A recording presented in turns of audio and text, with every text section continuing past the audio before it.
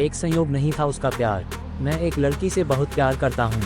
वह उसी कॉलेज की स्टूडेंट थी जहाँ मेरे पापा पढ़ाते थे। यूँ तो मैंने उसे कई बार देखा था, लेकिन एक बार वह मेरे सपनों में आकर कुछ ऐसी यादें दे गई कि आज भी मैं उसी सपने में जीना चाहता हूँ।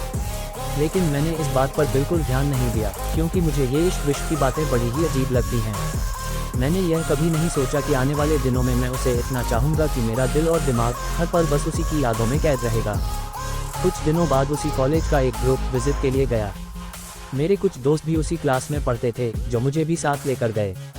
पहले तो मैंने बहुत मना किया, लेकिन जैसे ही मुझे पता चला कि वह भी वहाँ आ रही है तो मैं तुरंत तैयार हो गया। उन आने वाले दिनों ने मेरी सारी जिंदगी बदल कर रख दी।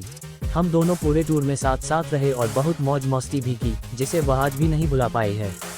उसके बाद मैंने उससे कई बार फ़ोन पर बात करने की कोशिश की। कुछ ही दिनों बाद वैलेंटाइंस डे आया। मैं इस मौके को गंवाना नहीं चाहता था, क्योंकि मैंने अपने कई दोस्तों को तड़पते देखा है। वे अक्सर यही कहा करते थे कि काश मैं भी कभी कह पाता, लेकिन मैं कभी काश नहीं कहना चाहता था।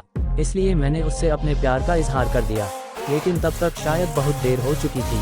मुझे पता चला कि वह किसी और को चाहती थी और वह लड़का भी उससे बहुत प्यार करता था। मैंने उसके लिए कॉलेज में एक गाना भी गाया था, जिसे मैं आज तक नहीं भूल पाया हूँ।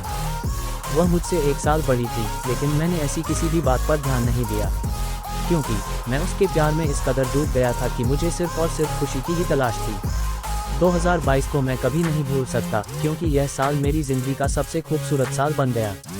कई बार सोचता हूँ कि उसका मेरे सपनों में आना और मुझे इस तरह से देखना, उसका मुझे कुछ ना कहकर बहुत कुछ कह जाना, ये सब कुछ संयोग नहीं हो सकता।